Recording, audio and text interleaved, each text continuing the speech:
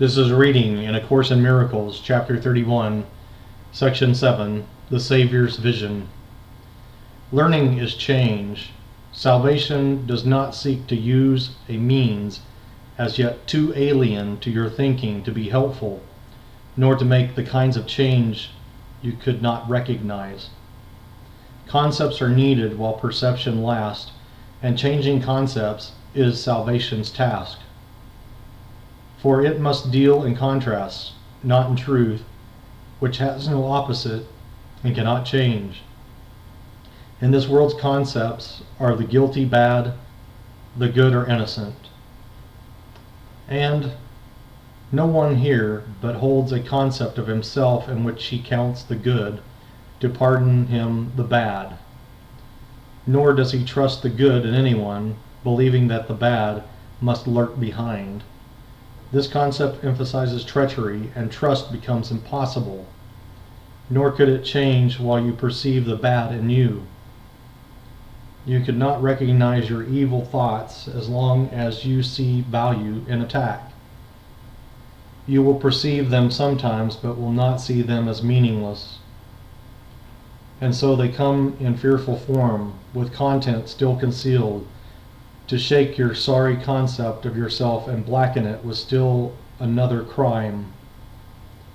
You cannot give yourself your innocence, for you are too confused about yourself. But should one brother dawn upon your sight as wholly worthy of forgiveness, then your concept of yourself is wholly changed.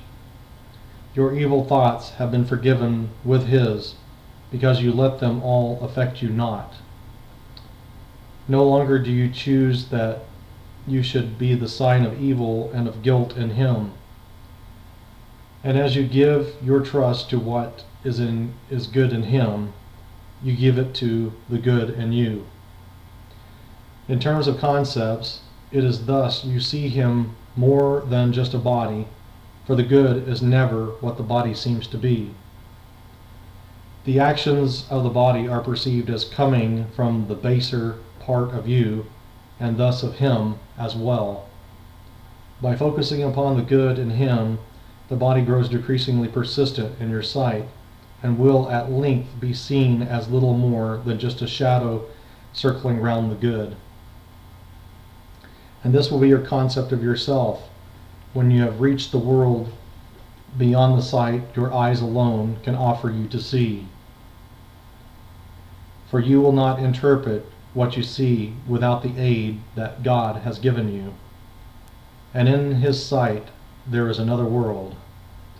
You live in that world just as much as this, for both are concepts of yourself which can be interchanged but never jointly held.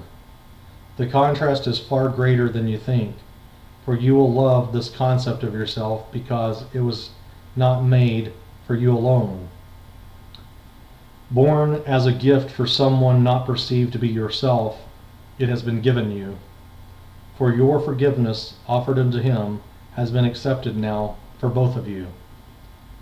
Have faith in him who walks with you, so that your fearful concept of yourself may change. And look upon the good in him, that you may not be frightened by your evil thoughts, because they do not cloud your view of him. And all this shift requires is that you be willing that this happy change occur. No more than that this is asked. On its behalf, remember what the concept of yourself that now you hold has brought to you in its wake, and welcome the glad contrast offered you. Hold out your hand, that you may have the gift of kind forgiveness, which you offer one whose need for it is just the same as yours. And let the cruel concept of yourself be changed to one that brings the peace of God. The concept of yourself that now you hold would guarantee your function here remain forever unaccomplished and undone. And thus it dooms you to a bitter sense of deep depression and futility. Yet it need not be fixed unless you choose to hold it past the hope of change and keep it static and concealed within your mind. Give it instead to him who understands the changes that it needs to let it serve the function given you to bring you peace, that you may offer peace to have it yours. Alternatives are in your mind to use, and you can see yourself another way. Would you not rather look upon yourself as needed for salvation of the world instead of salvation's enemy?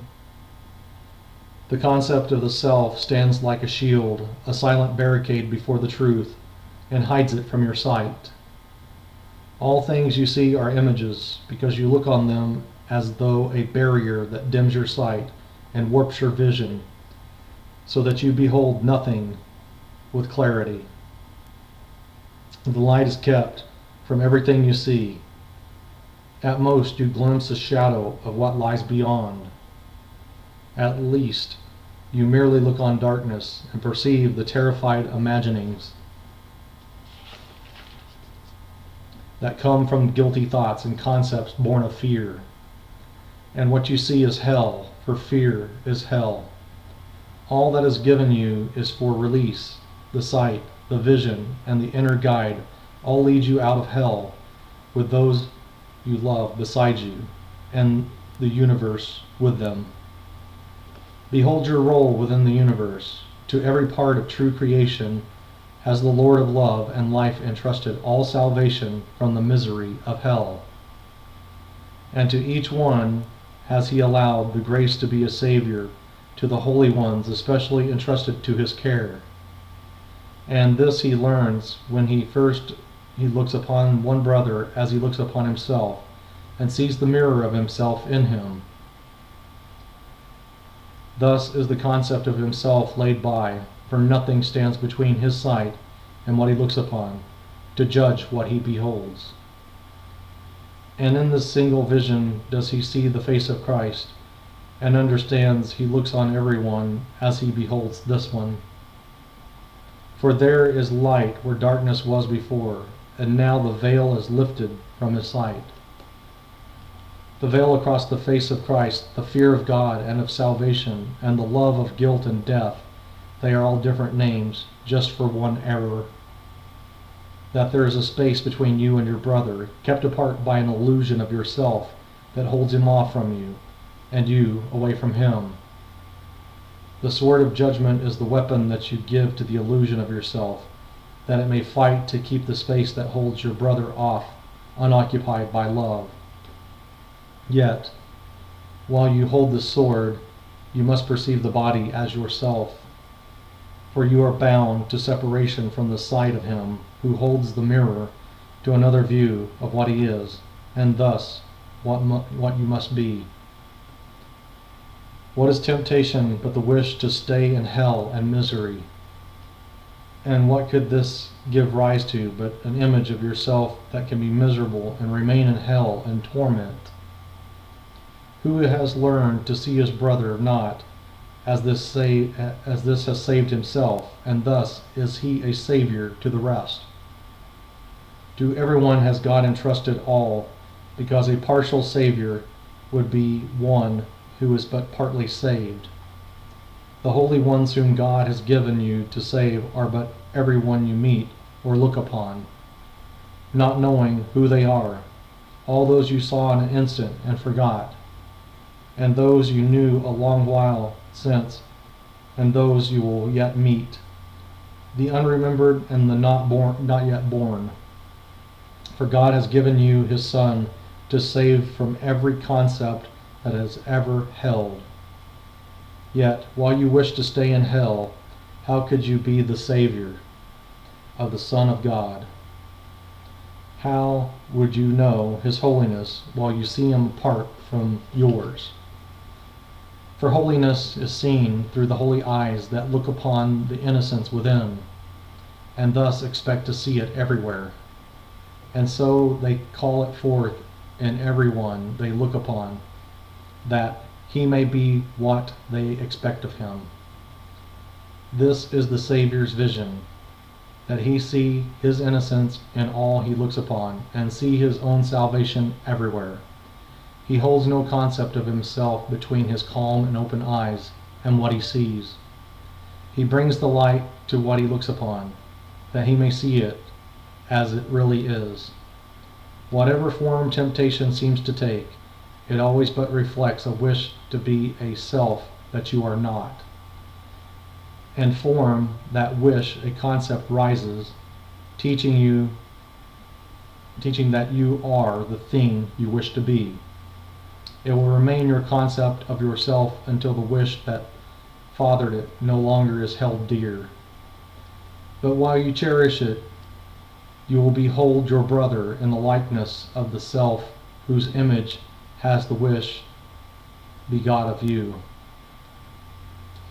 For seeing can but represent a wish, because it has no power to create. Yet it can look with love or look with hate, depending only on the simple choice of whether you would join with what you see or keep yourself apart and separate. The Savior's vision is as innocent of what your brother is as it is free of any judgment made upon yourself. It sees no past in any one at all, and thus it serves a wholly open mind, unclouded by old concepts, and prepared to look on only what the present holds. It cannot judge because it does not know. And recognizing this, it merely asks, "What is the meaning of what I behold?"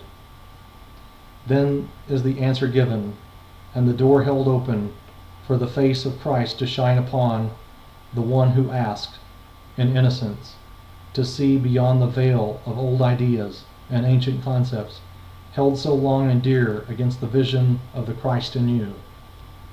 Be vigilant against temptation, then remembering that it is but a wish, insane and meaningless, to make yourself a thing that you are not.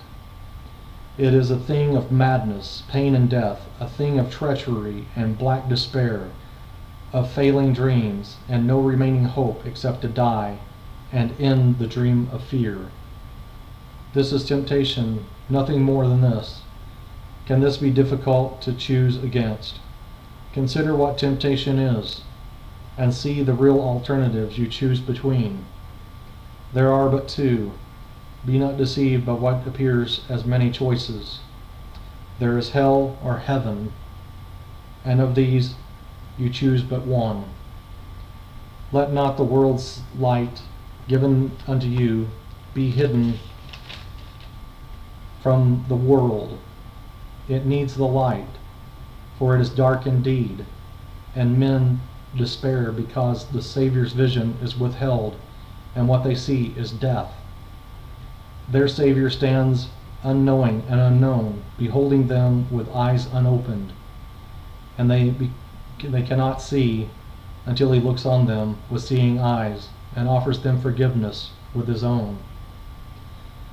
Can you, to whom God says, "Release my son," be tempted not to listen when you learn that it is you for whom he asks release? And what but this is what this course would teach, and what but this is there for you to learn? That is the end of the reading in A Course in Miracles, Chapter 31, Section 7.